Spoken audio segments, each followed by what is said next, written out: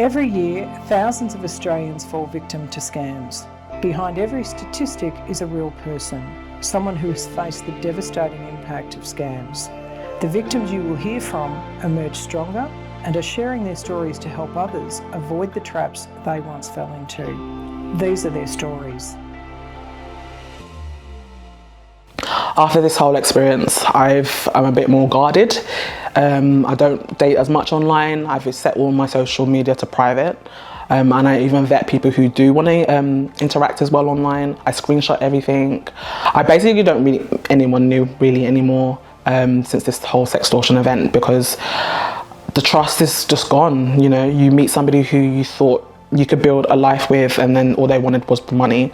Since the whole event, I always check images on profiles. When I have stepped back into the dating online, I do reverse image search just to make sure that that person owns those images and they don't belong to somebody else. I always try to meet in person earlier on as well, to make sure that person's real and who they say they are, and also just to get a gauge of what their intentions are.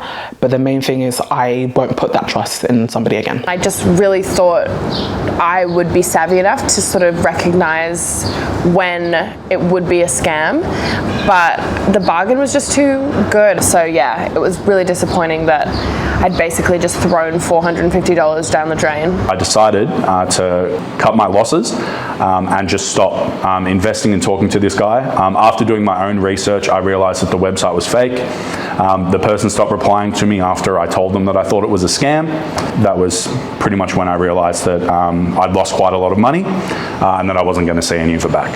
It's made us very conscious of potential scams, and we check, certainly if anybody was to ask for money or say we've incurred a fine or anything like that, or even a government organisation, we always check the email address. If it's supposedly from somebody we know, we will always ring them and check out whether they have actually made the address.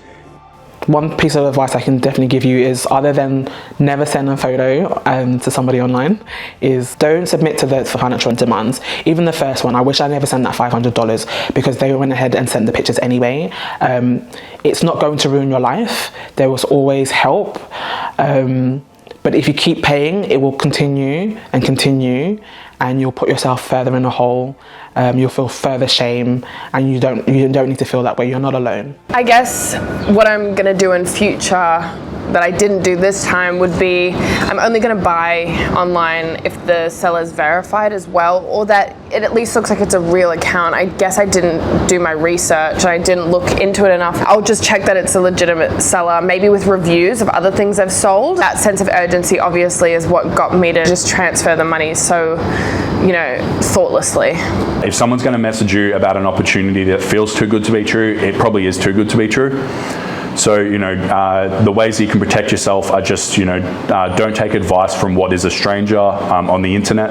At the end of the day, it doesn't matter how they contact you, they are still strangers. It was the urgency of this scam that should have alerted us. We should have checked with our younger grandchildren, who are much more adept at these sort of things. If you believe you have been scammed, visit the dedicated Scam Safety Hub on the Crime Stoppers Victoria website for information on what to do next.